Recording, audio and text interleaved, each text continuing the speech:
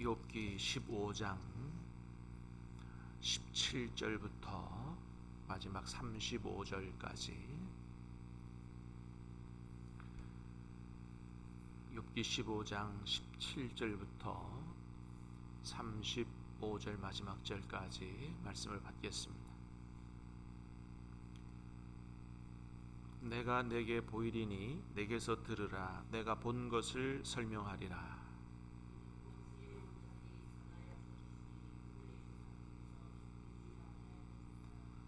이 땅은 그들에게만 주셨으므로 외인은 그들 중에 왕래하지 못하였느니라.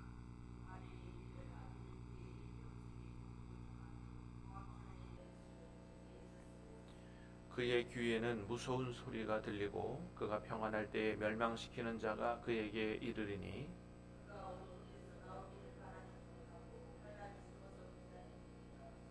그는 헤매며 음식을 구하여 이르기를 어디 있느냐 하며 흑암의 날이 가까운 줄을 스스로 아느니라.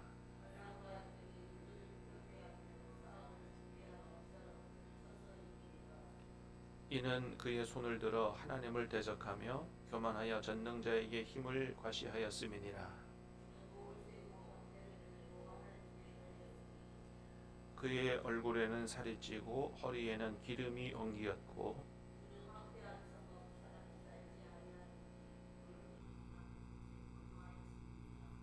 그는 부유하지 못하고 재산이 보존되지 못하고 그의 소유가 땅에서 증식되지 못할 것이라.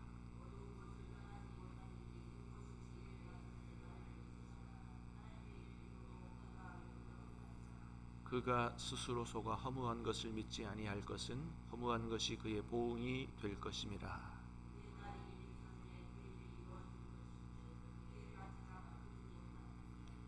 포도 열매가 익기 전에 떨어짐 같고 감람꽃이 곧 떨어짐 같으리라.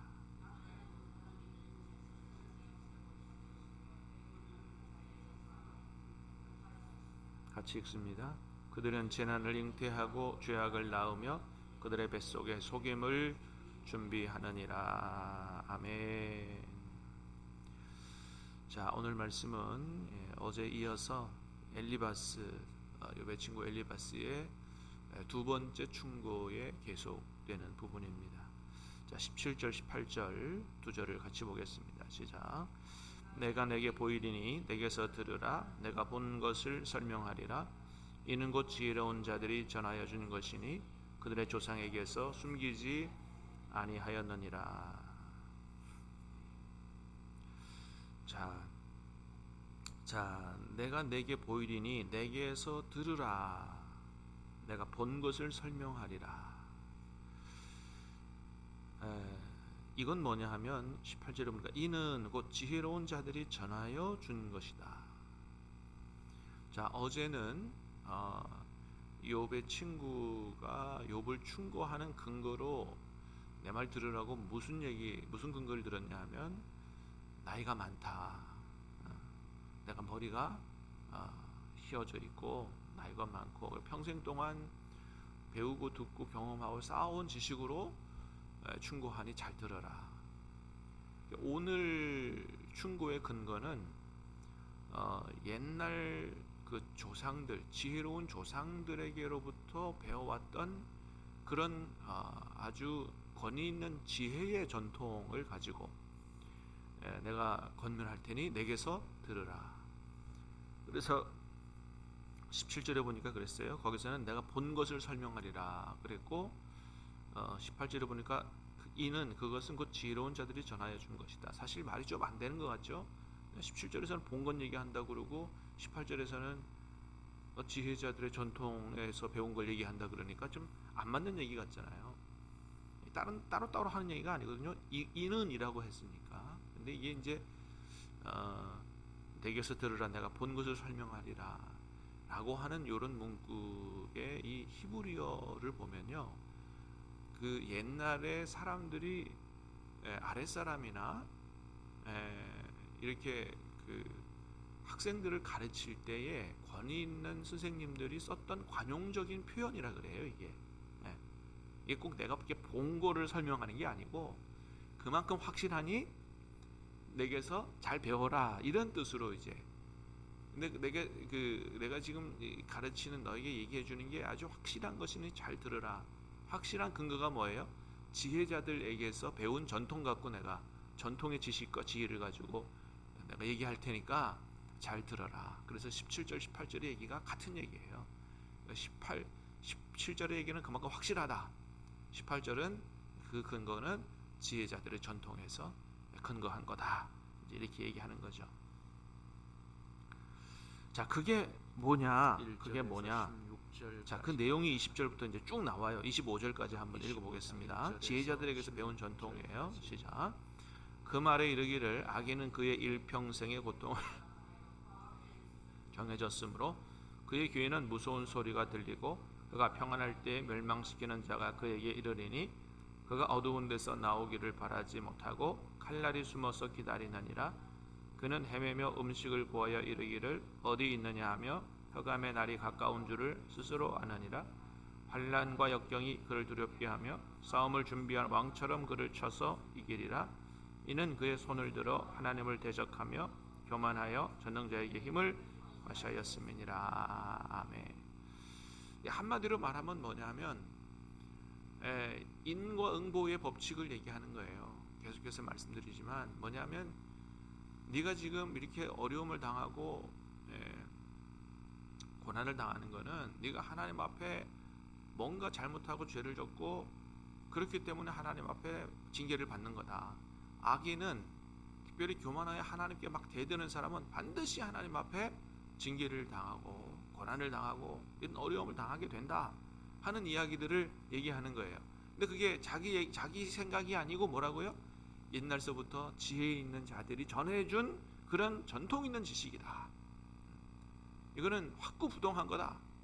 그러니까 넌 내 얘기 잘 들어야 된다 라고 하면서 지금 충고하고 있는 거죠. 멀쩡한 지금 욥에게 충고하는 게 아니에요. 집에 애들 10명도 다 죽었어요. 재산도 다 없어졌어요.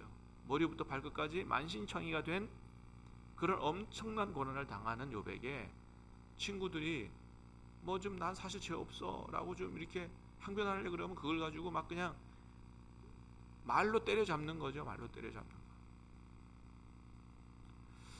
근데 여러분 지금 이 친구가 지혜 있는 전통으로 이 충고를 해도 잘못된 이유는 뭐라고요? 아무리 지혜 있는 전통이라도 욥에게는 맞지 않는 이야기다. 그래서 여러분 우리가 전통이 매우 소중하긴 하지만 전통이 곧 진리는 아니에요. 전통은요 잘 지키고 보존해야 될 전통이 있고요. 전통도 뭐예요? 이제는 시대가 변했기 때문에 이제는 상황에 맞지 않기 때문에 폐지해야 될 전통이 있는 거예요. 특별히 우리는 그 근거를 어디로 삼아야 돼요? 하나님의 말씀으로 진리의 말씀에 비추어 봐서 아무리 이어져온 전통이라도 이게 하나님 말씀이 맞지 않는다 그러면 뭐예요?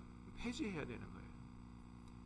우리가 잘 보존하고 더 고양시키고 이렇게 해야 될 자랑스러워하고 지켜가야 될 전통이 있는 반면에 폐지해야 될 전통도 있는 것이다. 그러니까 전통을 너무나 자신하면 안 되는 거죠. 확신하면 안 되는 거예요. 욥에게는 해당도 되지 않는 맞지 않는 전통을 가지고 이야기하는데 욥의 친구들의 말을 보면요, 욥을 향한 사랑과 긍휼의 마음이 느껴지지 않는 아주 냉혹한, 옳으냐 옳지 않느냐만 따지는 너무 냉혹한 권면을 충고를 하고 있는 거예요. 그러니까 여러분 우리가 옳은 말이라고 할지라도 어떤 태도를 가지고 얘기해 줘야 되냐면 사랑과 긍휼의 마음을 가지고 얘기해 줘야 돼요. 근데 옳은 말이라 할지라도 그런 사랑과 긍휼과 도와주려고 하는 마음이 없이 그러니까 네가 죄인이야 라고 정죄하는 비난하는 태도로 얘기하면 그게 칼이 되는 거예요. 그래서 똑같은 말이지만 어떻게 해요? 어떤 마음과 태도를 가지고 하느냐에 따라서 달라지는 거죠. 굉장히 중요해요. 그러니까 말 자체가 중요한 게 아니에요. 말보다 더 중요한 비언어적인 요소가 되게 많은 거예요. 여러분 설교도 그렇잖아요. 우리가 언어학에서 이걸 다 얘기해요. 말이라고 하는 언어적보다 비언어적 요소가 훨씬 더 중요하다.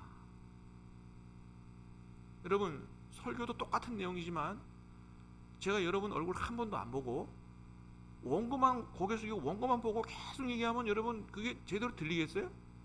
안 되는 거거든요.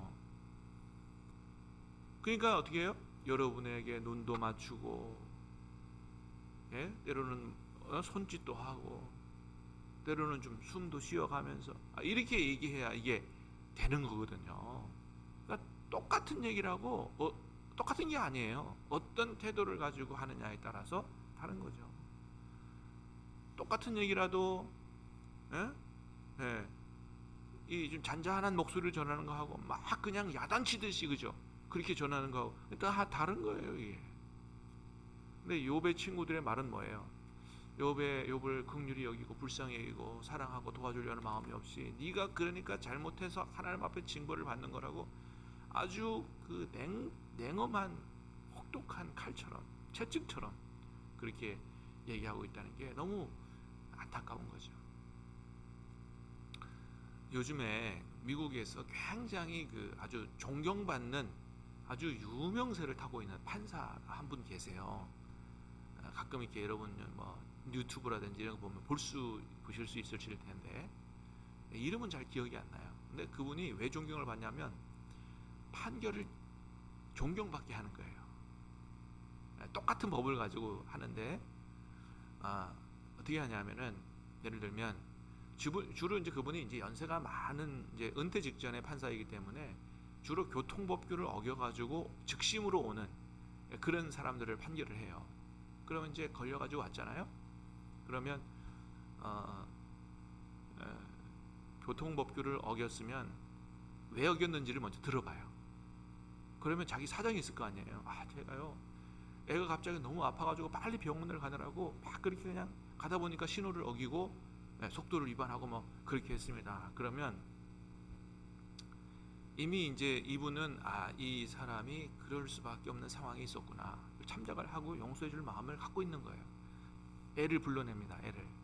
애를 불러내서 자기 무릎팍에 앉히고 야 너희 엄마가 지금 이렇게 해가지고 교통법규를 어겼어. 네 엄마가 길티냐 not 길티냐 그러니까 죄가 있느냐 없느냐를 애한테 물어요. 그럼 애가 뭐라 그래요? 애는 거짓말 못하잖아요. 그럼 애가 길티 그럼 죄 있어요. 죄가 맞아요. 그렇게 얘기해요. 그럼 장안이 화제가 되죠. 웃음바다가 되죠. 그렇지. 엄마가 잘못한 거는 그대로 얘기를 해요. 그런데 상황을 참작해서 용서해 주겠습니다. 다음부터는 조심해서 운전하십시오. 이렇게 하는 거예요. 어떤 노숙자가 어떤 범죄를 저지르는지 모르지만은 죄를 지어가지고 왔어요. 그 상황을 듣고 어떻게 하냐면은 벌금 $400를 선고하더라고요. 노숙자한테 $400가 얼마나 큰 돈입니까? $400를 선고하고 나서 뭐라 그러냐면 $300는 누구누구의 이름으로 된 기금에서 $300를 내주겠습니다. 그 기금의 그 여인의 이름은 그 기금을 내주는 여인의 이름은 내 어머니입니다. 어머니의 이름으로 기금을 만들어서 어려운 사람들을 도와줘요. $300 내주겠습니다. 그리고 당신은 $100만 내십시오. 한 달 안에 $100 내십시오. 그 노숙자한테 $100도 크죠. 근데 그 뒤에 그래요. 한 달 안에 $100를 내시고 한 달 안에 $100를 못 내면 나를 찾아오십시오. 내가 내주겠습니다. 야, 그러니까 존경을 받아요. 미국에서 얼마나 유명해지고 존경을 받는 어른인지 몰라요. 근데 여러분 이렇게 법을 집행하는 판사지만은 냉혹한 법 집행만 하는 게 아니고 사랑과 긍휼의 마음을 가지고 하는 거예요. 근데 이게 하나님의 마음이에요. 우리 하나님이 그렇게 하셨다고요. 여러분 하나님이 우리를 죄 없다고 안 하세요. 우리 죄 지은 건 그대로 말씀하시잖아요. 네가 죄인이다. 네가 사형수다. 수군 하는 죄도 사형에 정했다고 하나님이 정했다라고 성경에도 기록해 놓고 하잖아요. 그런데 하나님이 어떻게 하세요? 그 죄를 그러니까 네가 죄졌으니까 네가 죽어야지 않고 하지 않으시고 어떻게 이 죄인을 구원할까를 생각하셨다는 거죠. 그래서 죄 없으신 예수님을 대신 이 땅에 보내 십자가에 돌아가게 하심으로 말미암아 우리가 죄인인 걸 인정하지만 우리를 대신 다른 하나님이 더 귀한 것으로 갚으셔서 우리를 구원하시는 이런 법 집행을 하셨다는 거예요. 그러니까 우리 하나님의 사랑이 얼마나 크고 우리 하나님이 얼마나 사랑과 긍휼이 풍성하신 분인가를 알 수가 있는 거죠. 그런데 욥의 친구들은 어떻게 해요?